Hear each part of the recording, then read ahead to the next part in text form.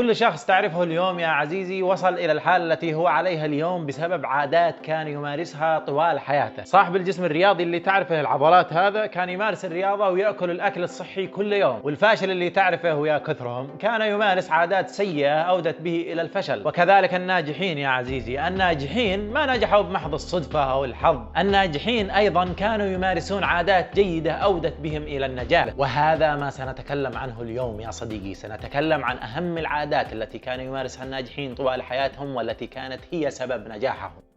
أول عادة من عادات الناجحين هي أنهم مبادرين وليسوا متعذرين. وش يعني هذا الكلام؟ مبادرين يعني أنهم يأخذوا بزمام المبادرة ويتحكموا بحياتهم ولا يتعذروا بالظروف والأحوال والناس اللي حولهم، يبادروا لحل مشاكلهم ويبادروا لتحسين وضعهم. العادة الثانية من عادات الأشخاص الأكثر نجاحاً هي أنهم يتعلمون باستمرار، لا يتوقفون عن التعلم أبداً حتى آخر لحظة في حياتهم. ليس هناك شخص ناجح غير مهووس بالعلم والمعرفة. وهنا ممكن يجي شخص ويقول لي لا معليش يا عبد الله، بس أنا أخالفك الرأي في هذه النقطة، لأني أعرف شخص بدوي وعلى نياته ولكنه تاجر كبير وعنده أموال الدنيا والآخرة. وهنا أنا أجيب عليه وأقول له صدقت يا حبوب، بس أنا ما أتكلم عن الأثرياء، أنا أتكلم عن الناجحين العظماء. مش شرط أن كل ثري يعتبر ناجح، لأنك ممكن تكون ثري بسبب خبرتك بالتجارة أو غيره، ولكن ولا أضفت شيء للحياة أو للناس اللي حولك، لا لك تأثير ولا تحدث تغيير ولا عندك خطط للمستقبل ولا لك شعبية، بالعكس ممكن تكون سمعتك سيئة ومكروه. احنا نتكلم هنا يا عزيزي عن الناجحين العظماء اللي نجحوا في تحقيق أهدافهم وأثروا في حياة الناس وأضافوا للحياة شيء جديد يسهل حياة البشر، وكان لهم دور في وصولنا إلى هذه المرحلة من التطور والتقدم العلمي، وكان لهم دور في نهضة أمتهم ونشر دينهم الحق. هؤلاء هم الناجحين بحق، وإن شاء الله تكون أنت واحد منهم بعد أن تلتزم بهذه العادات السبع. ثالث عادة من عادات الأشخاص الأكثر نجاحا هي أنهم يستمرون رغم كل شيء، وبمعنى آخر أنهم مثابرين. الناجح يا عزيزي بالنسبة للظروف والمشاكل يعتبر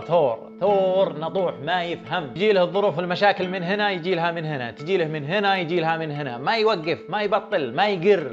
رابع عادة من عادات الناجحين هي الاستعداد للتغيير والخروج من منطقة الراحة. الأشخاص العاديين دائما يتعلقون بمنطقة الراحة أو ما يسمى بالكومفورت زون. ومنطقة الراحة يا عزيزي هي المكان اللي تعمل فيه والطريقة التي تشتغل بها والناس اللي تعرفهم والمكان الذي تسكن فيه. خلاص هذه منطقتك، أنت هنا تشعر بالراحة والأمان. ولكن في حالة حدوث أي تغيير أو ظروف طارئة تتدمر حياتك لأنك مش مستعد للخروج من هذه المنطقة، تشعر بالخوف والقلق وتحاول ترجع لنفس المكان، ما تقدر تغير عملك، ما تقدر تنقل سكنك وتتعرف على ناس جديدة، ما تبغى تتعلم مهارات جديدة. الشخص الناجح دائما جاهز للتغيير ومواكبة الظروف والأحداث، ما يرتبط بوظيفة واحدة أو بمهارة واحدة، ولا يرتبط حتى بمكان أو بلد واحد، دائما يتعلم مهارات جديدة ومستعد أنه ينتقل من عمله إلى عمل آخر إذا حصلت ظروف طارئة بكل سهولة.